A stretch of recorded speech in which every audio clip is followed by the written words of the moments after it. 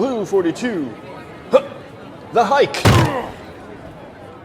The next fundamental of using a kettlebell is the hike. This is when we take the kettlebell from our setup position and pass it through our legs so we can then make a good clean and into the rack position. Now, there's only a couple pointers here. One being that we want to make sure that we pass the kettlebell through what I call the magical triangle of love. Or at least that's what I tell my wife it's called. So this triangle is basically our thighs up to our crotch and knee to knee.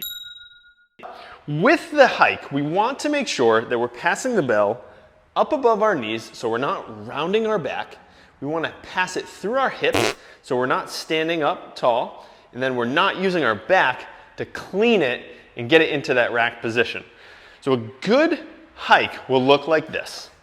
Tilt the bell back in our setup, stay low.